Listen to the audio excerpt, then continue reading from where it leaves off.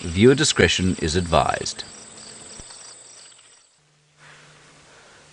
Welcome to the vast African wilderness that is quite simply teeming with life of all different varieties in the gorgeous golden sunlight of the afternoon.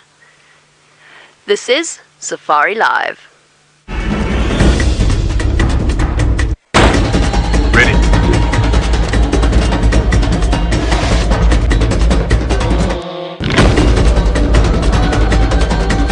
Standing by.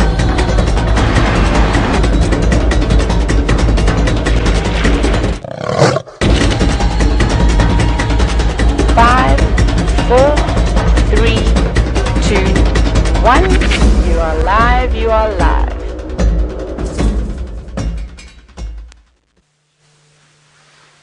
A very good afternoon to all of you and welcome to the Sunset Safari. My name is Jaime and this afternoon Dave is on camera with me, and on that spectacular start a very warm welcome to the three schools joining us this afternoon. We have Windsor Oaks, we have STEM Academy and we have Shelton Park. It's absolutely lovely to have you and I hope you kids are all very, very excited to join us on this, your live safari. Now, we are coming to you from a place called Djuma Private Game Reserve, which is in the Greater Kruger National Park area of South Africa. So an area renowned for its spectacular wilderness sightings, and we're starting off our afternoon with a combination of two completely different species of antelope, Impala and then the Wildebeest at the back. And because this is a live safari for our regular viewers outside of our school safari, please send through your questions on #SafariLive on Twitter. Isn't this a very, very pretty scene? And can I once again extend our apologies for our somewhat delayed start? Sorry, the gremlins attacked. That's what we call it when we have technical problems.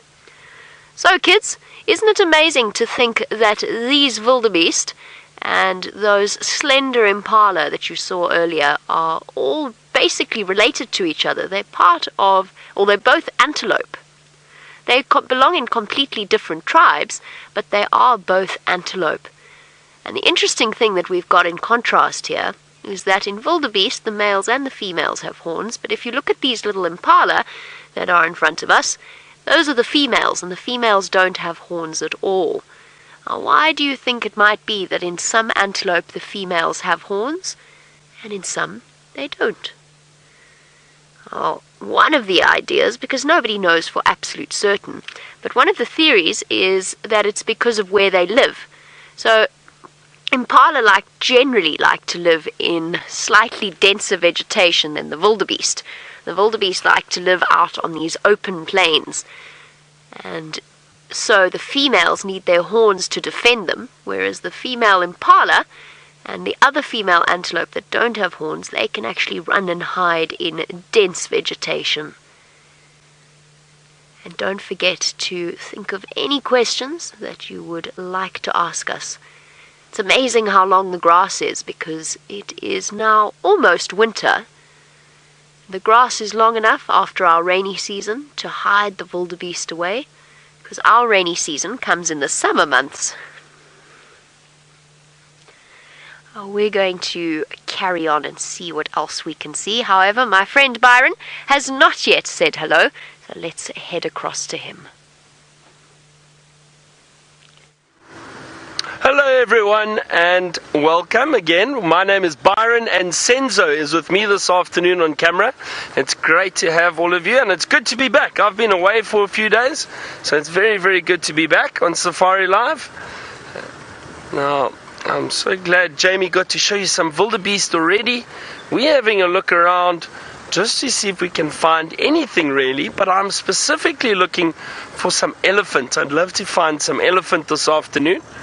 So we'll see what we can do, and it has been quite warm today, so maybe we might have some luck at some of the water holes. Now Jaime was speaking about the rainy season. Now our rainy season is coming to an end now and we're moving towards our winter, but it's a lovely, lovely temperature, very cool temperature this afternoon, not too hot at all. it's starting to move into my favorite time in the bush.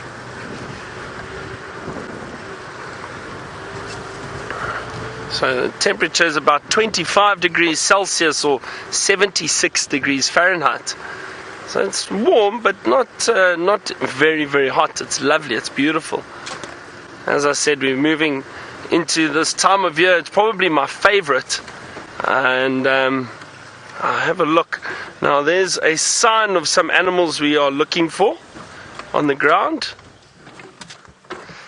If you just look off to the left, you'll see there's some elephant dung lying in the road. Look at that. There we go.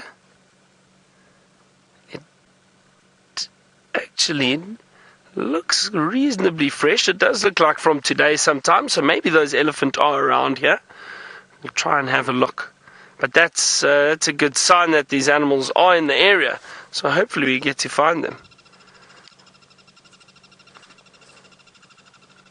Big elephant dung. Alright, now I'm going to continue my search for elephant. Now Jaime and I are not the only ones out here. Our friend James is in the tent this afternoon. Hello everybody and welcome to the tent this afternoon. You can see that we are in a beautiful office. In fact, it might be the world's most magnificent office. And if I had to work in an office, which of course I don't, this is probably the kind of office I would choose to work in. We have a whole lot of things behind here, so you can ask any questions about those skulls and bits and pieces that you can see there. I'll show you one or two of them during the course of the drive. And then we have something very special here called a microscope. And some of you will know what a microscope is. A microscope is very clever at looking at things in great detail. So I found this thing, and I actually don't even know what it is, attached to the bottom of the tent when we arrived. And what we're going to do is put it under the microscope. Let's see what's there. There we are. Isn't that amazing? So we can look at that now on the microscope. It's a very confusing thing. So I'll tell you what we're going to do is we're actually going to cut it open. Shall we do that? So come back to me and we'll cut it open. There we go. And my name is James, by the way. I forgot to tell you that, because I was too excited to cut this thing up and put it under the microscope. So we'll cut it open. Now you must be very careful when you do this. If you don't know what you're cutting open, sometimes you can find... Oh, look at that! It's all gooey! I wonder what this is. Look, it's all gooey. Oh, wee. You see that? It looks like it's got honey or syrup in it. Maybe it does, you know. Maybe it's from some kind of a bee or wasp that's put its things here, that's made a little hive. Unfortunately, it was never going to survive. So now we'll put this under the microscope and see what that looks like. Try and hold it very still. Oh, that's beautiful. Isn't that cool? I'm not sure why. I'm not sure you're seeing the microscope. Are you seeing the microscope? Ah, you are on the microscope. I see. That's wonderful. Beautiful stuff. Now, I can't see anything living in there. I can't see any larva. Now, larvae or larva, which is one, is like a caterpillar or a worm. And if this was a bee nest, one would expect to find something like that, or an egg at least inside here. I don't see any of that. So I'm really quite confused as to what this is. We'll have to cut it open more and do a bit more investigation, I think. That is amazing. Isn't that cool? I think that's wonderful. So we'll cut it open and do a little bit more investigation during the course of the afternoon. Now, Caitlin, you've got a question and you want to know how we got all of these skulls. Well, Caitlin, a lot of them died naturally out here. Some of them were eaten by lions. For example, this Impala here was eaten by lions, we think, or maybe a leopard. And you can see unfortunately his face was bitten off. And then the big buffalo up at the top, the back, He was definitely killed by lions out here, and so we collected his skull after he had been finished. And then some of them were animals that died naturally around here. And some of them, like this lion, for example. Let me show you the lion. That's not the lion I'm holding. That's a baboon. Here's the lion. This lion, unfortunately, was shot. And he was shot because he had a disease called rabies. And rabies is normally a disease that you would know about from dogs. But this lion had rabies, and you can see they sliced his head open. And because the only way you can really tell and make sure that an animal has rabies is to check its brain. So they sliced his head open, and then they had to look at his brain to see if he had rabies, and he did have rabies, which isn't very nice at all. And then some of these come from taxidermists. Now, taxidermist is a person who stuffs animals. Now, I don't want to be an animal stuffer, but some people like to stuff animals, and some people like to hunt. And so some of these animals were hunted, like these ones here. You can see these ones were very cleanly done. Some people like to hunt, and they'll probably eat the meat, and then you can keep the skull, and that's what they look like. And this thing is a red duiker, and this thing is a grey duiker, and you might see one of those. But in the meantime, Jaime has got something quite special to show you, so let's head back out into the bush and find out what it is.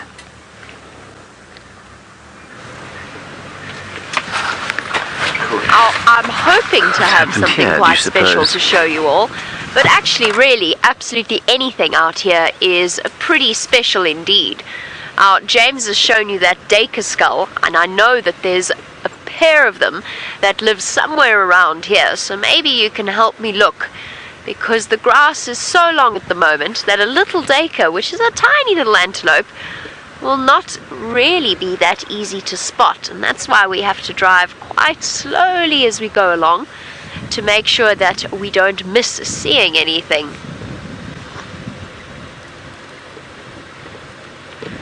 Now, Tonya, welcome this afternoon. I hope you are having fun. Now, Tonya, you want to know, could anybody tame the animals? There are certain animals that could maybe very used to people, but that's not what we want to do at all. So we're happy to let them be accustomed to the vehicle and to be used to seeing the vehicle so they don't run away from us. But we don't ever want to get to the point where we could touch them or anything like that, or make them pets. First of all, because wild animals belong in the wild. They should never, ever, ever be a pet. And if you ever see anybody with a wild animal as a pet, you must remind them that that animal would be much, much happier if it were wild. Dogs and cats we've tamed for long, long time, centuries, so they've become used to us and dependent on us. But a wild animal, even if it's raised by hand, even if you raise it from a tiny baby, a wild animal is still a wild animal, and it's still got the instincts of a wild animal. And it's important to remember that they could be potentially dangerous. So we don't ever try to tame any of the animals out here. We're happy to get them used to us, to habituate them to us, but never ever to the point that we would be able to touch them or that they would become reliant upon us. This afternoon we're looking for lions. And I hope that we're going to get lucky and they're going to have popped out to a place where we can see them. So while Dave and myself travel in that direction, Byron has found a friend for you with feathers.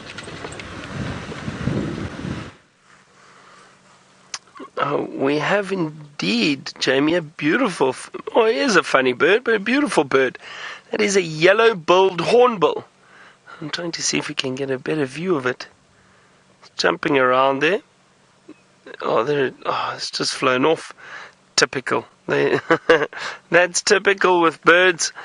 We see them and then they often disappear and fly away, or they sit in the thick trees. But you could see that beautiful big beak. I'll try to show you in my book too, just to give you an idea of what that bird looks like. And we get a lot of hornbills in the area. Very beautiful birds, but very long, thick beaks. I'll just find it for you quickly. We also get red-billed hornbills, and we get... let me show you quickly. Here we go. Look in the book. So this is the yellow-billed hornbill that we saw. That bird over there, beautiful speckles on the wing, that white and black, and that long yellow beak or bill. And then we also get the red-billed hornbill just above it, that one over there. They look very similar, just the beaks are different colors. You see that beautiful red beak. So those birds, we get a lot of them around this area. And then another one we get, let me just show you just on this page over here at the bottom. This one right at the bottom there. Very, very big hornbill. That is called the ground hornbill. And that's another hornbill species that we get in this area. Oh, sorry. But they walk on the ground, and they look for animals like lizards and snakes and tortoises, even tortoises. They are very, very big. I'll show you how big they are. And so those birds are about, if they had to stand next to me, that bird would probably be about this big. The ground hornbill, like that. And they've got that very, very thick, strong beak, and they'll go and pick insects or, like I said, lizards or snakes or even tortoises. And with that big beak, they can break the shell of a tortoise and eat it. Kira, now you asked, is it always hard to spot animals? And it is sometimes, Kira, and it's funny. The wonderful thing about being in the bush is that it's always different. You never know. And what I mean by that is sometimes you would drive right out of camp like Jaime did, and she had those wildebeest right in the open very close to us. Other times, like we've been doing this afternoon so far, we've been driving around and we haven't spotted anything yet. We've seen a few birds though, but some of the animals seem to be hiding. So it can be difficult at times, and other times it can be fairly easy.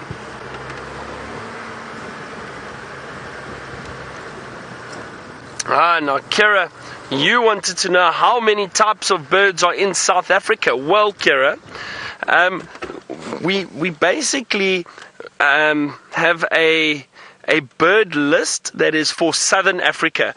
So that includes Namibia, Botswana, Zimbabwe, Mozambique and South Africa. Now the reason for that is because a lot of birds we see here in South Africa do spread across all those countries. So we've got a big bird list for all those countries, and that bird list I think is about 930 odd birds. I think it's somewhere around there if I'm not mistaken. So over 900 species of birds in Southern Africa. So it is a huge amount.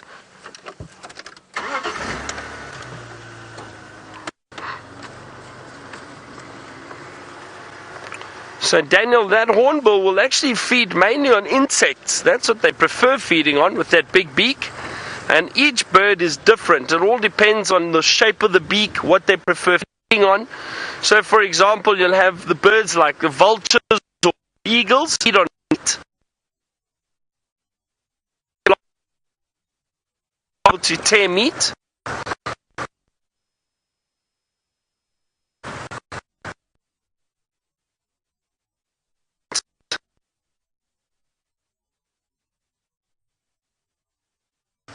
I don't know if that's better. Is that a bit better? Hopefully the signals... I'm just going to stop here for a second. It might be a bit better. But what I'm going to do is let's quickly go back. Like getting into area with good signal, and then we'll get back to those questions.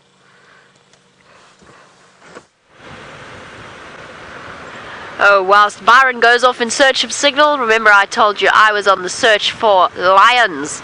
Unfortunately, even though I know the lions are just over there, they haven't come into the area that we drive around in. So there's lots of different lodges around here, and some people can drive in some places and some people can drive in other places, and unfortunately today it's our turn not to have the lions. They're in a place where we can't drive, and I was hoping, because they were so close to coming this way, that they might pop out, but it seems as though they're resting in the shade somewhere, and because the grass is so long I can't even see them from the road. But there's a possibility that they've moved, and maybe they might want to come and visit some of the water holes, because it hasn't been too hot today. It's only really about now that it's started to warm up. Maybe they might decide they want to come for a drink. It's always a good idea to check water holes. Now, Caitlin, there's another creature that I really would love to show you. Caitlin would like to know how often we find an elephant. Caitlin, quite often. In fact, this morning, I know that Taylor and James both had amazing sightings with elephant. And you've already seen from Byron that you've seen what their dung looks like. And that's one of the things that I've been doing as well, is stopping, searching, looking and listening. Because, of course, elephants can make quite a lot of noise. Not always, but they can make a lot of noise, pushing over trees and crunching whatever they're eating. There's a bird for you. It's not as colourful as the hornbill, but I've been seeing a lot of them recently. Looks like a little laughing dove. Can you see it there, Dave? It's on that branch there. Okay, there you go. Perfect, well done. Ah, it's the second baby we've seen today. Dave and I saw a dove chick this morning as well. So it's obviously that time of year where the dove chicks are starting to get their feathers. So they don't usually have such silly looking fluffy heads, bald heads with little bits of fluff sticking out. But this is because this is a baby bird, and it's just getting to the point where it's starting to look like the adult, but it hasn't quite fully worked out exactly how this whole flying thing works, because they've got to learn to fly just like you once had to learn to walk. You can see the feathers are starting to grow through. So when dove chicks hatch, they have a very light fluff on them. Their feathers aren't very much like an adult bird's feathers, not sleek and shiny and strong. They're just basically little spikes like what this dove has got on the top of its head. And as they get older, they'll start to grow those nice big strong adult feathers, and that are nice and smooth. And then from there, they have to learn to strengthen the muscles in their wings and learn to fly.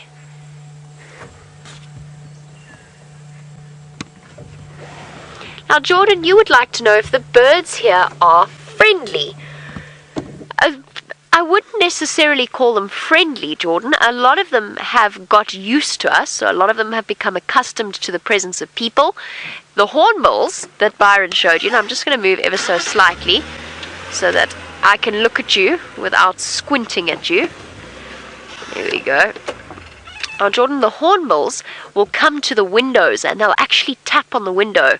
But that's because they see their own reflection and they think that it is a rival bird.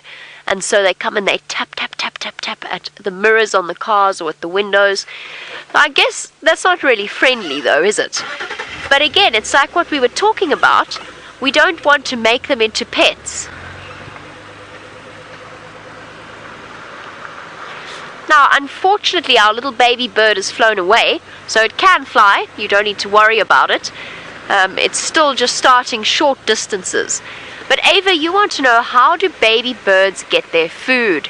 And I'm just going to pull off the road here so that this other vehicle can come past me. And we found a nice shady spot. Ava, the parents will feed them.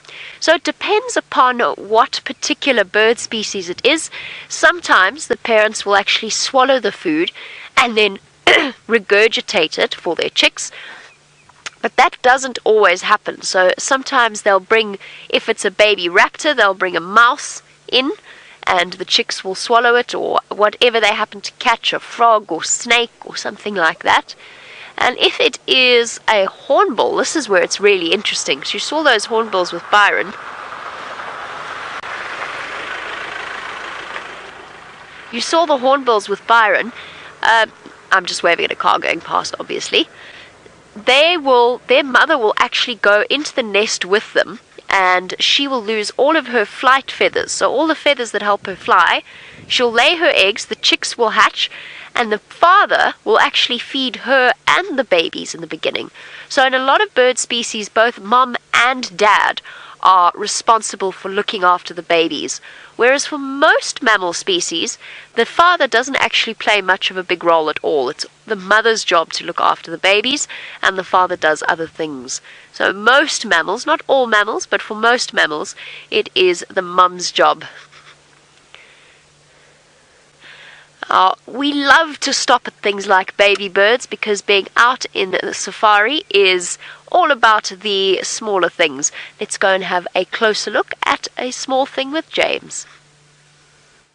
Well, this is a small thing, but it's what you were looking at with Byron. It's a hornbill. Isn't that amazing? Now, what I want to show you, what you probably don't realize about yourself as a human being, and that's all human beings, is that your brain is very, very big. And if you look at this hornbill's brain, you could just see the bottom side of his skull there. It's just not very big. You can see his brain was inside there, but most of his head is taken up by his very large eyes. And so his brain is very, very small. Now, let's put the hornbill there. So that's him, and there's his little brain case there. Now, let's take something like a leopard. How about a leopard? There's the leopard. Now you can see the leopard has a slightly bigger brain. I mean, it's much bigger because the leopard is much bigger, but if you look carefully at its brain compared with the size of the animal, well, it's not that big. That's where the brain would be, over there. So it's not a huge brain at all. It's much bigger than the bird brain. You may have heard the expression bird brain. It's not a very nice expression. It means that somebody's not very clever. So that's one kind of brain. Then, if we look at something else here, look at this monkey. So there's a monkey, and I don't know if some of you could tell what I'm going to get at here. If you look at the monkey's brain, it's even bigger. Now, I don't know if you know what a human being looks like without any skin on its head. In other words, what a human skull looks like.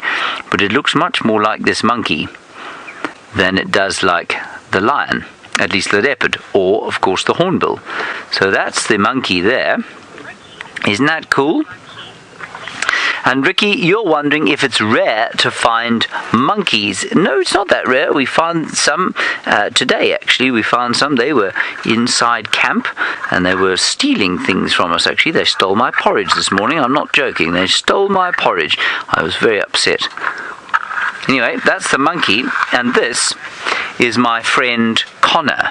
Here is my friend Connor, and my friend Connor has got an even bigger brain, and his brain is about the same size as your brain. Now, we are the cleverest animals in the world, and that's because our brain is much bigger than anyone else's. Now, I know that that's not a full-size human being, of course, and it's plastic. It's not a real person, of course, but inside there would be a very big brain. Now, we've got a question about monkeys, and I've forgotten what it was. Was it about monkeys? Franco. Oh, Franco, you say, how big is a hornbill's beak? Well, I suppose you can tell, Franco. That's how big a hornbill's beak is. It's about the length of my thumb, which is about, I'd say 1.5 inches, maybe 2 inches long. But it's very, very, very, very, very, very sharp. So sharp that we probably can't even see the end of it with the camera.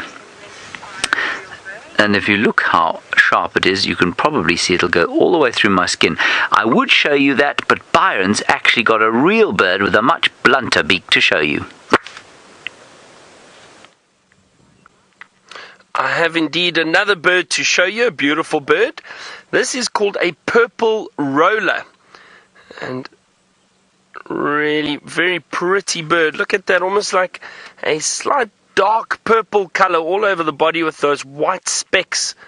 Those little feathers, white specks down the front. And then it's got like a very clear white eyebrow above the eye. Do you see that? Now, this is a very pretty bird. Now, its cousin, I suppose you could call it, the lilac-breasted roller, has got beautiful colors on it, more colorful than this one. But they're both really, really lovely birds to see. And just getting back to the birds again that we've been speaking about this whole time. There you can see that, actually, you can see that white eyebrow very clearly. Do you see that? Now, there are actually about 968 bird species in southern Africa.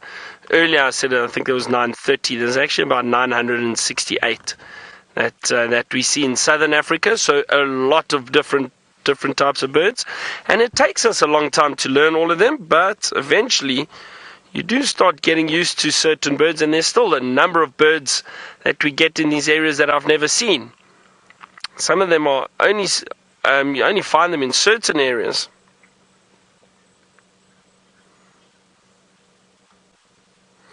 Nicole, so now you wanted to know how the animals get here. Well, Nicole, this is a natural environment. And so what that means is these animals all occur here naturally. We didn't have to introduce any of them. We didn't have to bring them in.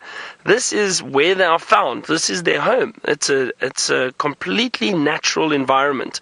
There are no fences. The animals can move around where they want, as they please. So it is a wonderful, wonderful part of Africa. So even a few hundred years ago, this is where you would have found all these animals. They were here way before we were. So that is the wonderful thing about this part of South Africa and this greater Kruger National Park. All these animals occur naturally in this area. That's a lovely picture. Isn't that nice? That dead tree and that purple roller sitting right at the top of it. Now this bird will also catch insects. Very strong beak, a few different insects, maybe even lizards. And I've seen a roller once before try and catch a mouse. Can you believe that? Which is unusual, but it just shows you that they may even try and catch little mice. But mainly insects.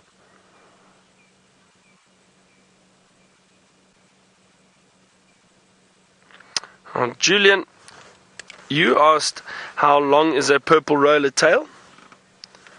So if I can show you, it'll be probably easier if I show you how big the bird is. So that purple roller, if it was sitting next to me, I'd say with the tail, it's probably about that big, roughly, maybe around that size.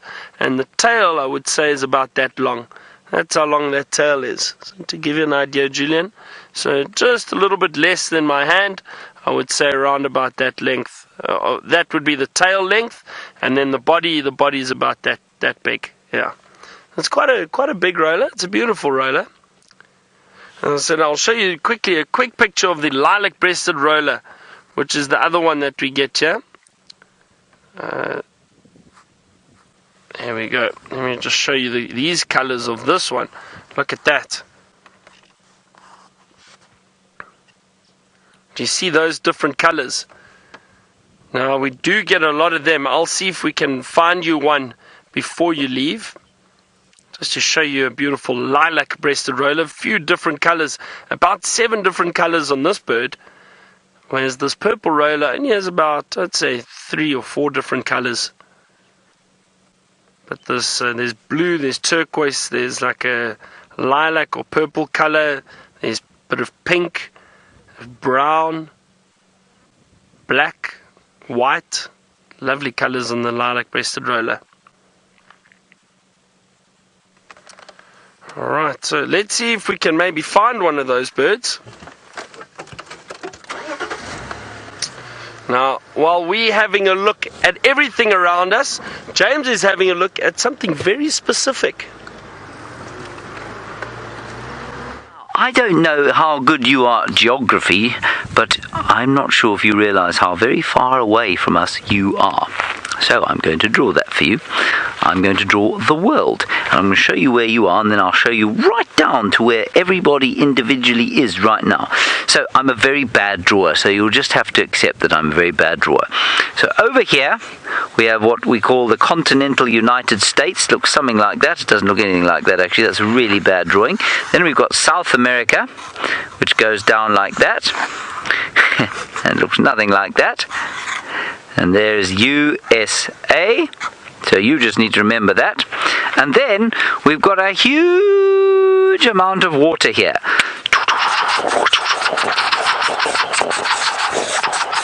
Called the Atlantic Ocean. And the Atlantic Ocean is a huge amount of sea, and those of you who live on the east coast, which some of you do, Virginia Beach is on the east coast of America, somewhere around here. Well, that's the sea that you look onto. And then down here we've got Africa, and that's where we live. We live here in Africa. And it looks something like that, and that's not a very good drawing of Africa. And then we are in a country over here called South Africa, and that looks something like that.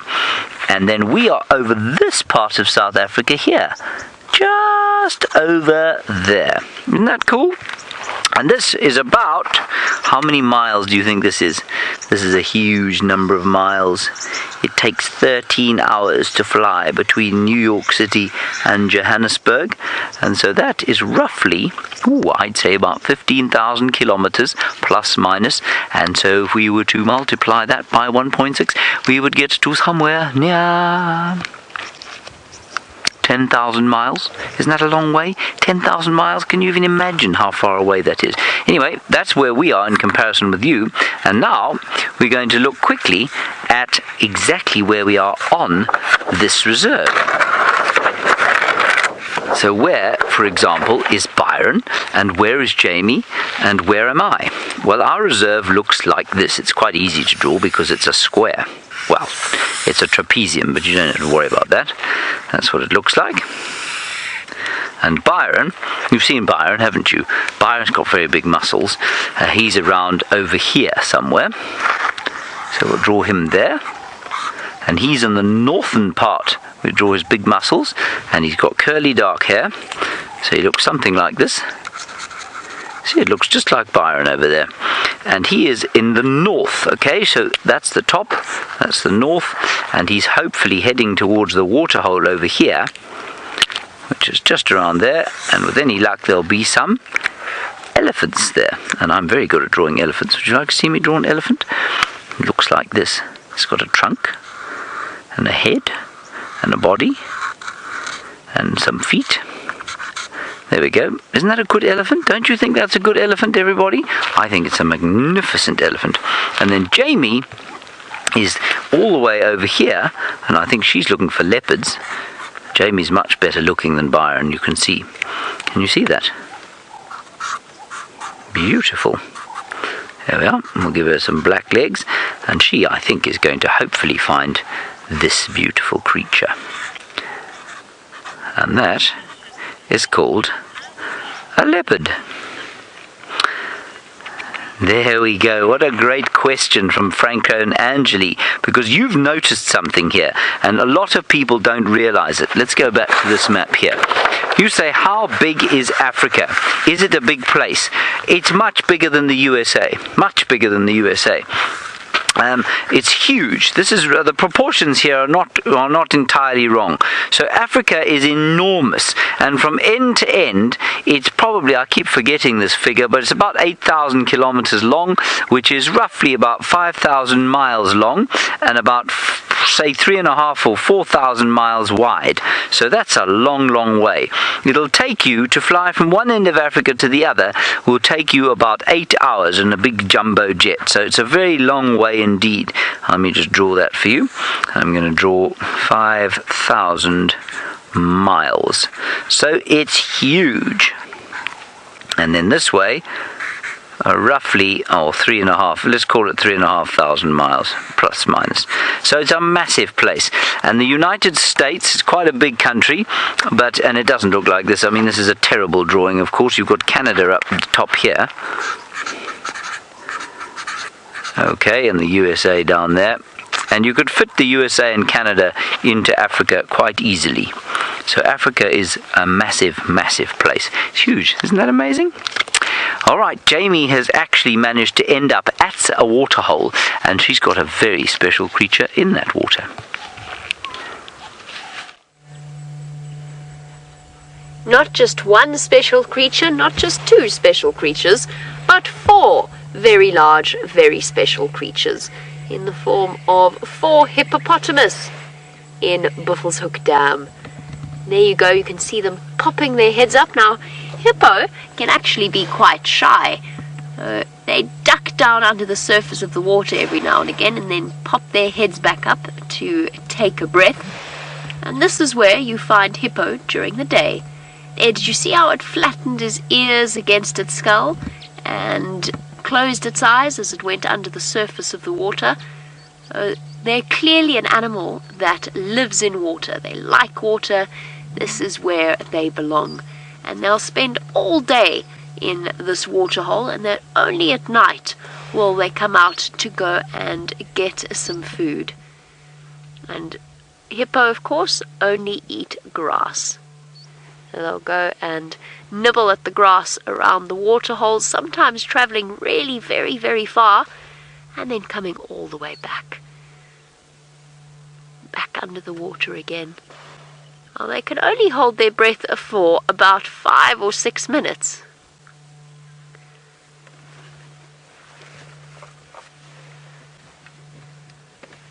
So they'll have to keep popping up their heads to take a breath.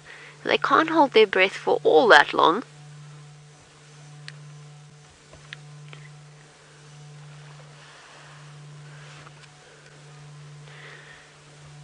Michaela, you want to know how big are these hippo? Michaela, they are absolutely enormous. So they weigh over a ton, sometimes even up to 2 tons. That's over 4,000 pounds in the case of a really big male hippopotamus.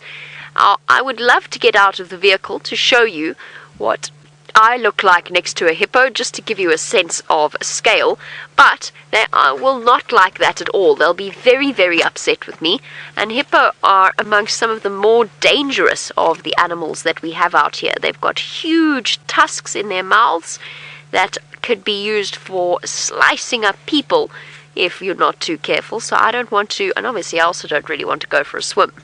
But they're enormous, and what I'm going to try and do is try and find you a picture of a person next to a hippopotamus. Here we go. There's a whole lot of different animals over here, but this answers Michaela's question. There's a drawing of a hippopotamus, and there's a drawing of a normal human being. That would be an adult, not a child. That would be an adult. And that is how big a hippopotamus is next to a human being. And then, for some reason, just below that, a bush pig. In case you were wondering how big a bush pig is. Now, Lucy, you want to know if hippos are born the color grey like the adults. I actually see hippos as more of a sort of a pinky brown in color. They're not really grey-skinned like elephants or rhino.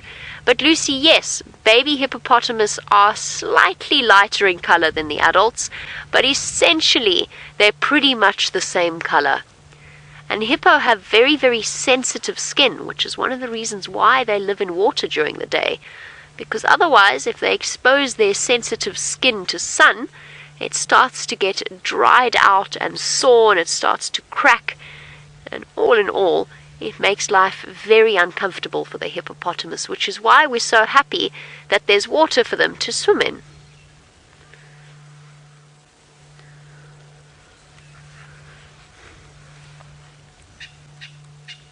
I'm hoping they're going to keep popping out, and you'll have a chance to see them every now and again. Now, Marlena and Haley, you want to know how long do hippos usually live? Marlena and Haley, round about 40 years. So hippo, rhino, and elephant are among some of the longest lived mammals that we get out here. They can live a long, long, long time. So it's around about 40 or so years, maybe a little bit less, maybe a little bit more, but that's their sort of average life expectancy. And remember that hippos, or any animal in the wild, will probably live a slightly shorter period of time than an animal in a zoo or an animal in captivity. And that's because they can't just pop down to the pharmacy. There's no vets who are looking after them 24/7. And they've got to fight and search for their own food. They don't get fed. Their lives are a little bit more wild living out here. But you're looking at around about 40 or so years. And they're also very, very fast. Even though they weigh 2 tons, potentially, they're actually very good at running. Much better than a human being, and probably faster than a human being, unless it was a very, very quick sprinter. A hippo will be able to run faster. Oh, well, unfortunately, it's time to say goodbye to you all. I think you all have to carry on with your school day. Now, I hope you have a lovely school day further, and I hope that we get to see you on the back of the vehicle again in the not-too-distant future. But it's time for us to say goodbye to the schools that are joining us, and for the rest of you, off you pop across to Byron.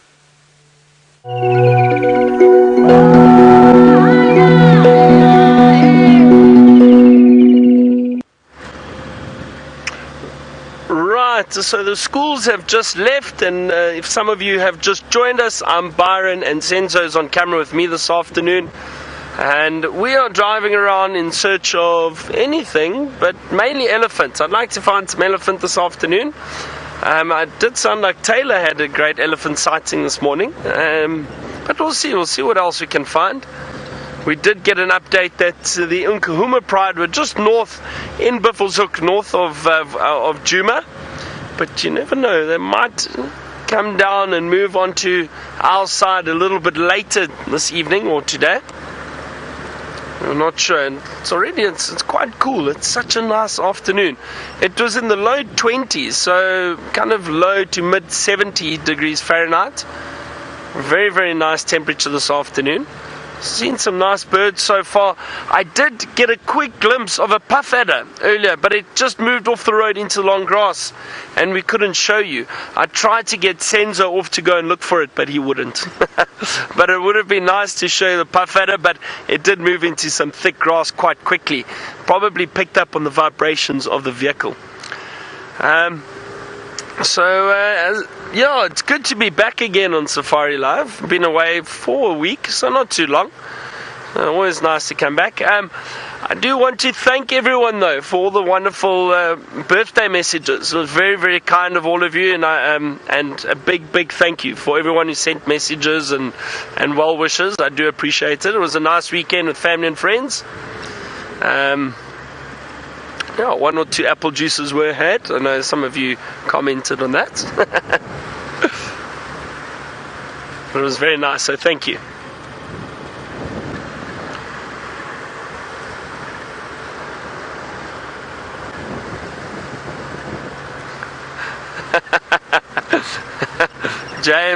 James Henry wants to know if I played rugby in Johannesburg for my birthday this past weekend. Yes, James, I did. I did indeed play rugby. I've got the scars to prove it. I've got a few rugby boot marks on me. But we won, so it was a good day. It was a good day for rugby. I think James is still surprised that I managed to go and play rugby after not training for 2 or 3 weeks and going back and playing a bit. I don't know how I do it. Perhaps I am getting a bit too old for it now. I'm not sure.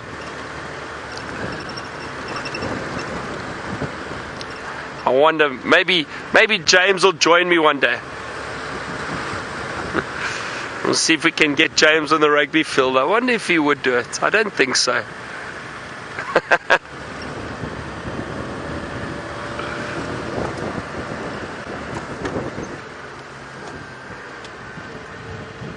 So we haven't even found Impala yet this afternoon, not just yet. It may just have to be a birding afternoon. But for the meantime, I haven't even found too many birds.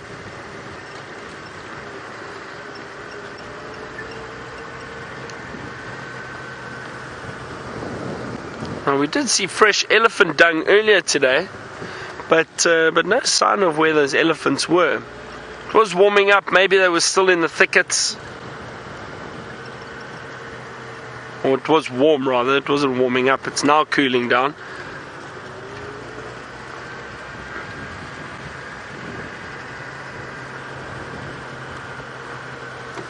Okay, well, we're going to continue our search for anything that might be moving around, but Jaime's still sitting with some hippo.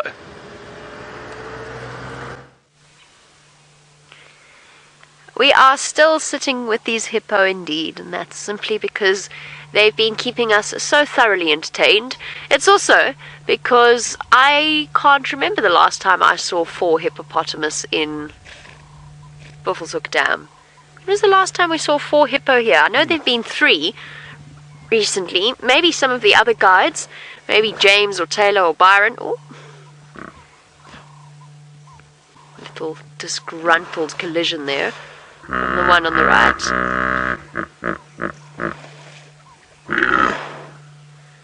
It must be the male on the right.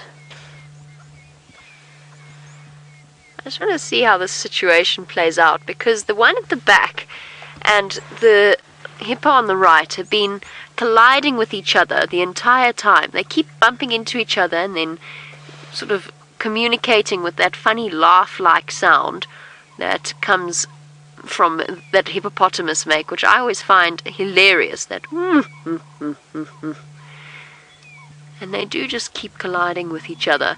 I just want to see how that situation plays out.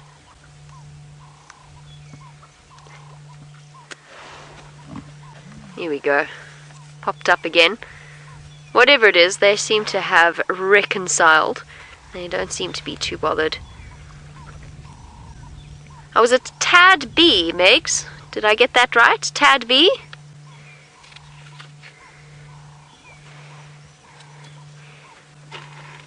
Tad B, you want to know a little bit more about blood sweat from hippopotamus. So blood sweat is when a hippopotamus goes out of the water into the sun, their skin starts to secrete a substance that looks and gave the impression to sort of early people who were looking at hippopotamus that they were actually sweating blood, because it's pinkish in color.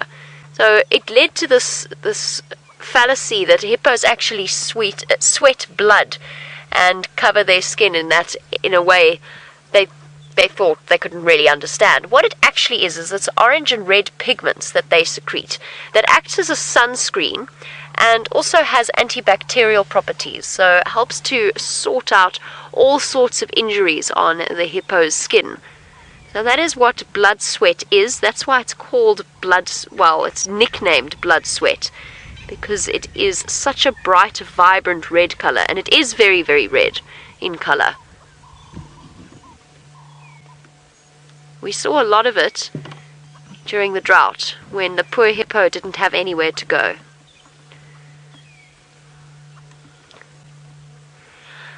Kiana, you want to know whether or not hippos will keep their eyes open in water. How do they see? They do keep their eyes open in water, and as far as I know, they do have a layer that helps to protect the eye and doesn't make everything go too blurry. However, most of their sort of navigation will be done by other methods. Remember, they've got those very, very whiskered snouts, so they pick up vibrations in the water, so ripples in the water, very easily. Those whiskers are so sensitive to even the smallest bit of movement. So a hippo's dominant sense is not really sight. They memorize paths on the bottom of the water, and they're not too bothered necessarily about seeing exactly where it is that they're going. And they're picking up ripples. They can see, but it's more about, especially when their heads are above the surface of the water, listening and smelling, which of course they can't really do all that well underneath the water, but their snouts are very, very sensitive to vibration. So whilst they don't echolocate like dolphins or whales, they are aware of what's going on around them. Laurie, we were talking earlier about the blood sweat and the fact that we saw quite a bit of it during the drought months. Laurie, you wanted to know, where did the hippo go when there isn't any water? A lot of them died. Unfortunately, it was really very sad to see. The Sabi sand actually actively moved hippo out of the sand as the drought got worse and worse. A lot of them were captured and moved to areas that had a little bit more rain than we had, just because these are all man-made waterholes, and man-made waterholes have brought in hippopotamus into an area where there might not otherwise be any. So they were moved out of the Sabi sands and into other areas. But even so, not all of them could be caught. It was an impossible task to get all of them. And, I mean, we sat with many a hippo, desperately trying to dig itself down into the mud, the dried-up waters of Buffelshoek. It was tragic to see. We had one that used to wander around our camp and go and lie up in the shade, whatever shade they could find in the thickets around the camps, in the Tamboti thickets. We had to be very careful when we were walking around. And the worst part is not so much where do hippos go, but also what do hippos eat. For such a big and bulky animal that relies purely on grass, it was a tough time for them, and they were out grazing all the time. Ruby and the sun, no, they do not stay in their pods when they go out.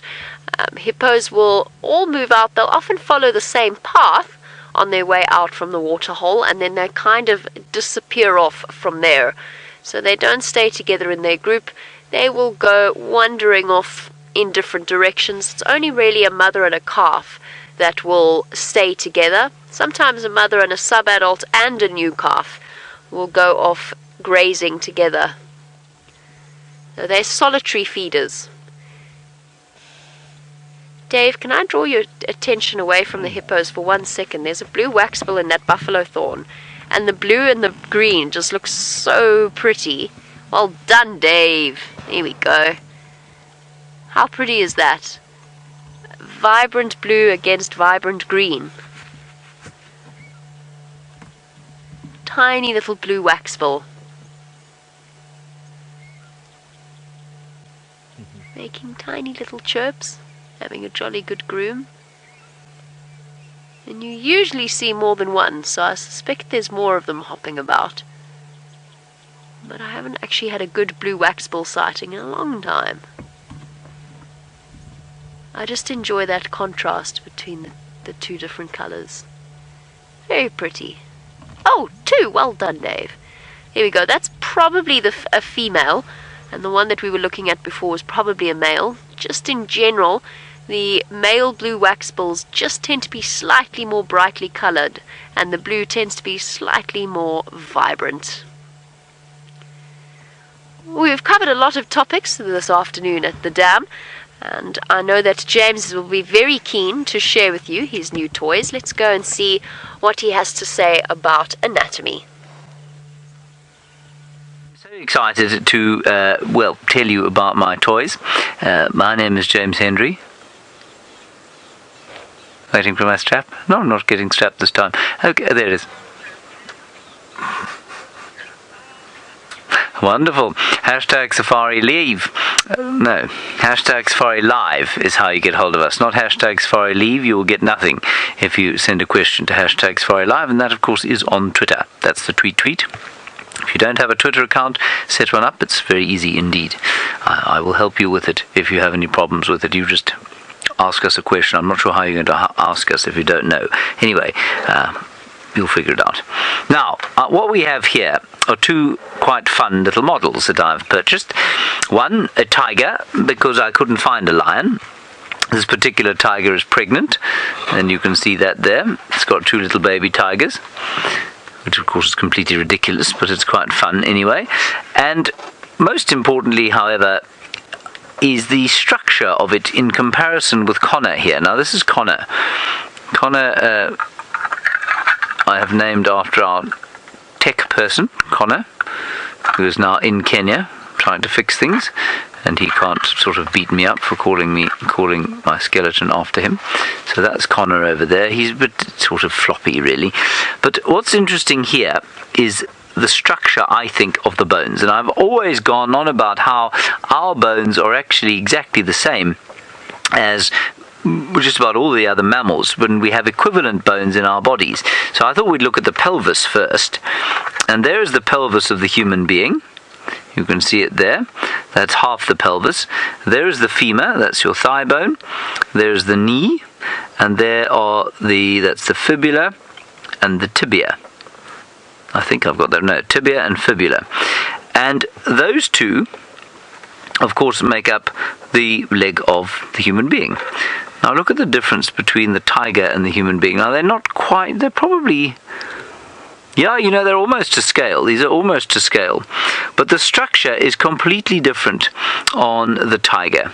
And the tiger's leg is structurally, it's much heavier in the pelvis. And the pelvis doesn't extend downwards like that because the tiger doesn't stand on 2 feet. It stands on 4 feet. And so that shifts around to that angle like that. And then we have the femur, which is a much shorter, stockier bone than it is in the human being. And then the tibia and fibula, likewise, shorter and stockier. They've joined them in this model. And then, if we go away from here, and unfortunately my tiger doesn't have all of the bones here, but if you look at the foot, often you think of the tiger's knee being back here. Sorry, you can't see it there, which it is not. It's up here. So if we put this back in here like it's supposed to be, and I think this is quite fascinating, and I'm sorry if you don't, but maybe you do. There is the knee joint where it joins the belly. So that's the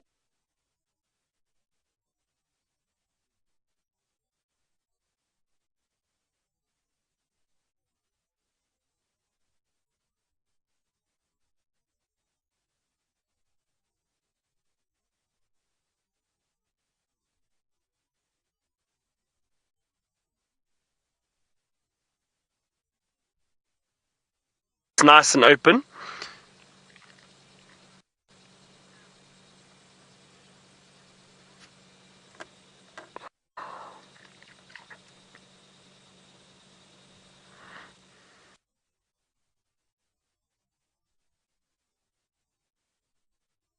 That everybody, it seems as though we had a brief attack of the gremlins, but we've fought them off bravely. I say we, the FC ladies and Anwar probably did far better a job at sorting it out than we did.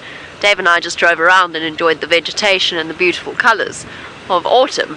But we're back, we apologise. These things happen, bringing you live safaris. Look, isn't it pretty out there? Sun shining through golden grass. Really, life could be tougher. So, my plan now, since our visit to Buffelshoek Dam did not yield anything apart from 4 hippopotamus, is to go to Cheetah Plains, because I've just heard a report from Andrew that Vutomi was seen there this morning doing his usual, or up to his usual tricks of catching terrapins, where we had him yesterday on the sunset safari. Hopefully he's decided to stick around. He's somewhere around there. As it starts to get a little bit cooler, we might have a repeat of yesterday. He might be around and about. I think that's what we shall do. But we've still got a while to go before we get to that area. And we'll continue along down the eastern boundary of Djuma, and let's see what we can see.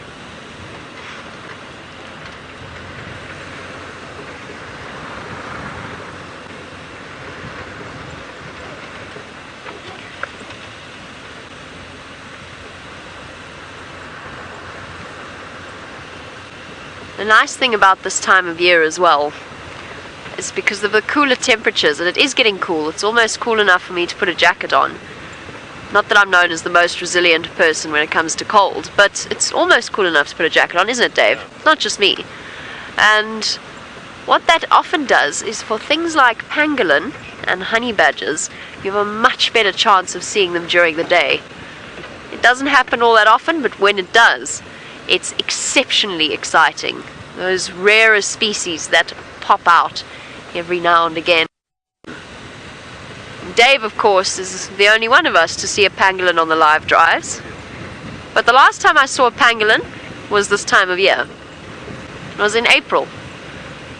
And I was out tracking a leopard and something rustled next to me. And I looked down, saw the pangolin, looked back up again, looked back down. I did about 3 double takes, so a triple take, before my brain actually registered what I was seeing, at which point I did a mad race back to the vehicle to bring my guests in to come and have a look at the pangolin. It was a truly exciting afternoon. Needless to say, we never found the leopard. That was okay. Nobody was doing any complaining.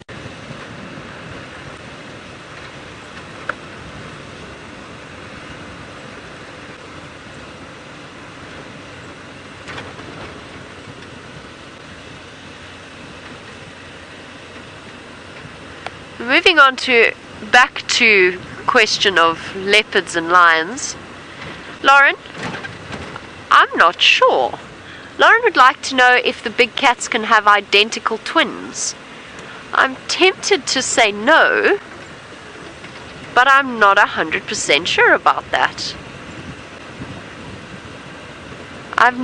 We always talk about the fact that every leopard, every lion is completely unique. Their spot patterns are unique.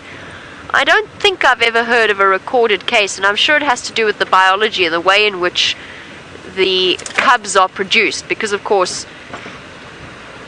lions and leopards are geared towards producing litters with multiple cubs, whereas humans, twins are the exception rather than the norm, and identical twins are also an exceptional situation where you've got the same set of gametes.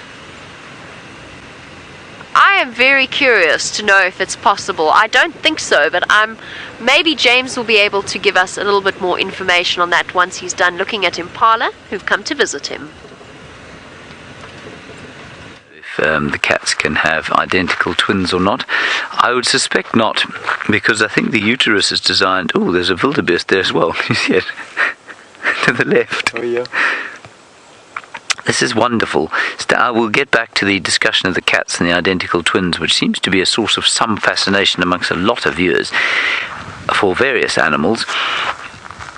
Once we've looked at these animals here, and this is the great fun of the tent, of course, and I suspect I should come and spend more time here during the middle of the day, and in winter I probably will do that.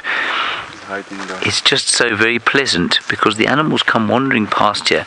We can walk a little bit closer and let's see if we can't get a little bit of a better view. The Impala in gorgeous light now, as Byron was mentioning. In fact, here she's standing looking at us now. They're just a little bit well, they're always nervous, aren't they? But they're just not sure about these upright creatures pointing something at them. Oh, and Zeb, if you just swing very slowly to your left, you'll see the hornbill going.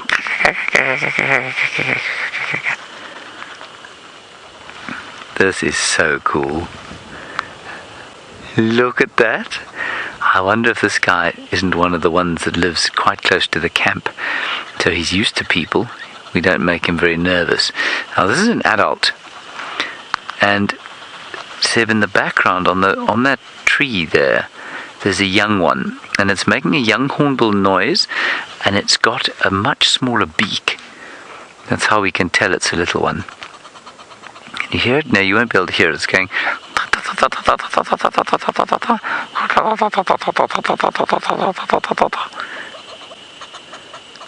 It can't quite make the adult noise, which is what its parent would do. They're coming closer and closer. This is wonderful. Just yawned. Little baby yawned. That's the little one, trying to search where Mum was searching, and you can see how much smaller the beak is. So although the bird itself is probably about 90% the size of its parent, its beak, which is a lot harder, a lot denser, and probably a lot more complicated structurally, it takes a little bit of time to form properly. And then the adult is feeding nicely there. Just see it sitting over there feeding. Anyway, apparently Byron has got another bird for you. I have indeed. Now this is a beautiful bird, and I wonder if you can guess what it is. I'll give you about 2 minutes to send your questions in. It's sitting on a red-billed buffalo weaver nest. Look, quite pale in colour. This is a bit of a trick question, but judging by the behavior, can you guess what bird that is? It's busy raiding that nest at the moment, it looks like it, or trying to see if there's potentially any food in there.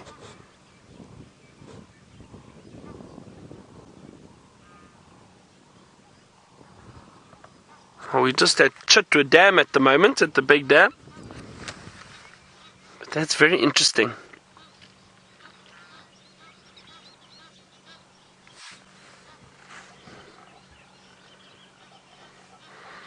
You see, look, I wonder if it's managing to get anything.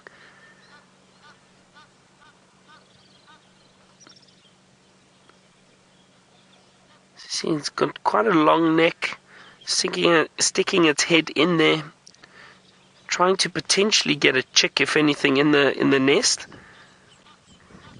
I can't see if it has got anything.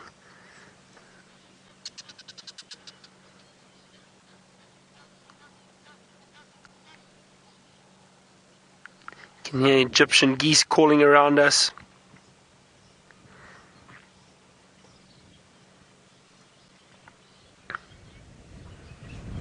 Very interesting coloration on this bird. Now, it looks like it's trying to actually tear that nest open a little bit to get in there. Now, those twigs and sticks are all packed very closely together, very tightly together rather.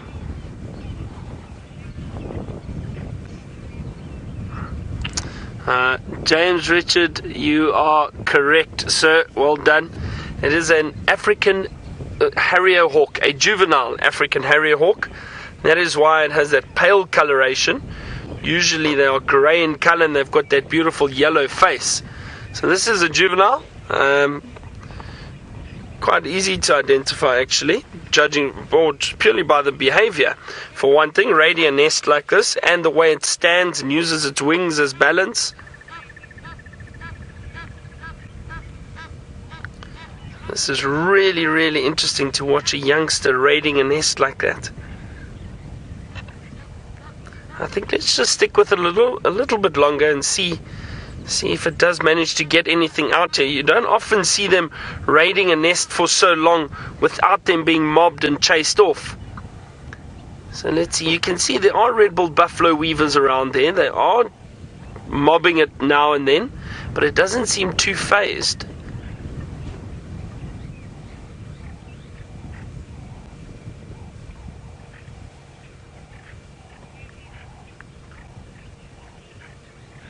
So some of you might be saying it's a gymnogene. Now, a gymnogene is the old name for the African Harrier hawk. It used to be known as a gymnogene.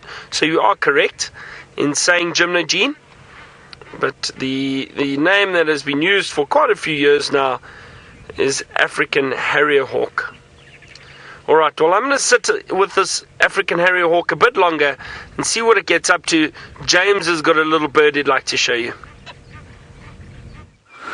These hornbills have been absolutely astounding. They have come and sat within a foot of us, and there they are now, feeding on what is called Catenaregum spinosa. The little one hasn't managed to find anything to eat, and so that's why he's going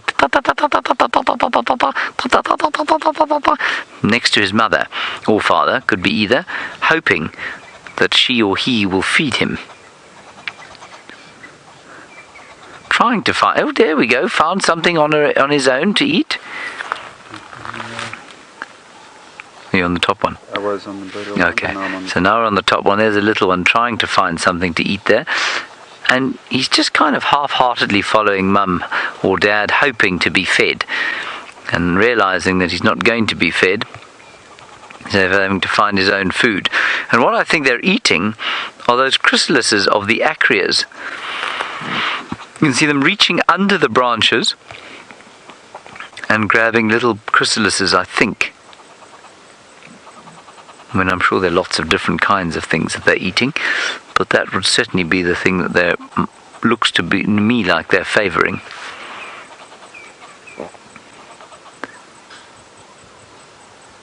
How amazing is this? They're so confiding, so relaxed, so happy to be around us. Oh, that was great. Very, very special to be allowed into the space of an animal like that. Right. Now, Epic Dork, you say, what did the hornbill eat? Epic Dork, I'll show you. I mean, I was just saying that it was the chrysalises, I think, of the chrysalises of the Acrea butterflies. And if we cut to the microscope feed now,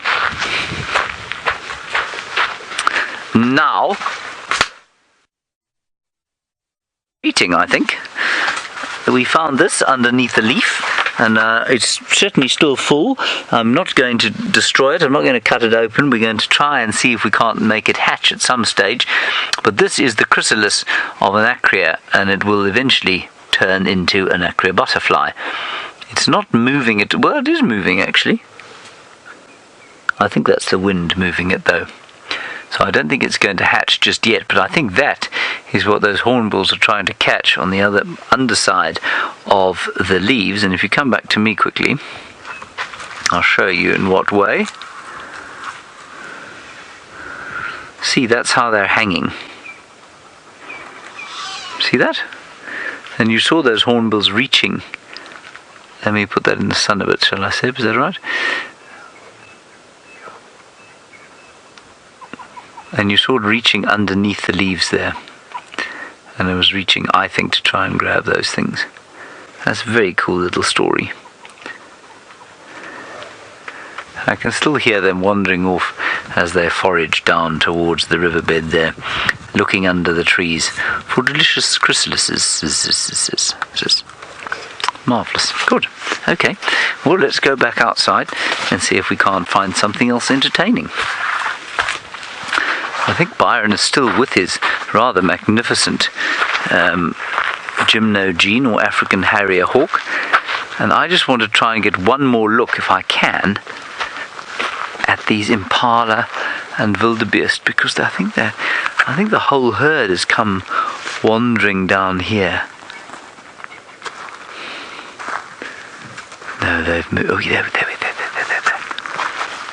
You can just see them in amongst the grass there. You see the movement there. Now that, to me, is such a nice indication of why the summer, although it's wonderful for food, must be a terrifying time of the year for a creature like that. It cannot see above the grass, which means that it's walking blind any time it's moving between quarantine clearings and whatever other feeding ground it goes to. So around here, while it's feeding completely blind. Now you can imagine if a pack of wild dogs came herring through here, jumping up and looking and seeing, if they found one of those, they'd obviously chase it. Then that Impala has no option but to just run. It has no choice but to run. And if you drop down to this level here, so if you drop down to this level, an Impala will run at roughly, what should we say, probably about 60 kilometers per hour, so 45 miles an hour. Can you imagine running through a woodland like this at that speed? Can you imagine the potential injury you would have? You could easily bash your head into a tree. You could easily trip over something, fall in a hole. And in fact, one of the big dangers is the danger of actually ripping the stomach open. So you could go over, if you came over a zebra wood like this, for example, at 45 miles an hour. Look at this. Now you wouldn't see this in amongst the grass coming at 45 miles an hour. You'd be coming along like that, and whammo, you'd run into this, and this could easily cut open the belly, could easily do some serious damage to various parts of the body. Seb, I think you're sitting on your radio there. I'm afraid it's going anyway, so that's quite interesting, I think. Let's stand up again. There we go. And that's what happens there. And so I think this is a terrifying time of the year if you happen to be an Impala or a Wildebeest. There they are now looking at us. Do be very careful. And I can hear the little ones going,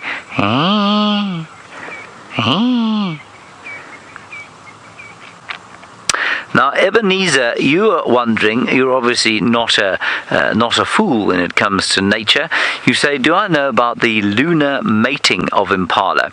Ebenezer, I've yet to see it, which probably means that what I've read is true, that Impala mate during the dark phase of the moon in May. That's in the Kruger area.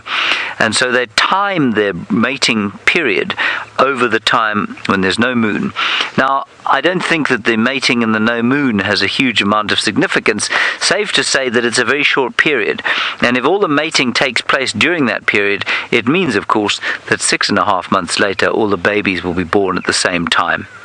And somehow nature has conspired to make Impala mate over that very short period, so that when the babies come eventually 6.5 months later, they flood the market totally with the lambs, and that results in, well, lots of them get wiped out, but most of them will survive, and that's why they're one of the reasons they're such a numerous species.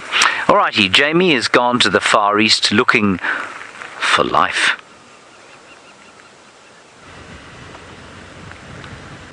I have indeed come to the Far East, very clever, looking for Vutomi, whose name means life. And hopefully, little life is going to be at 3-in-a-row-pan. Let's go and see. Any life would be good, but Vutomi would be extra specially good to see. I wonder if he's still around. I don't suppose any of you happened to see him on the Nkoro Dam camera in the middle of the day today, did you?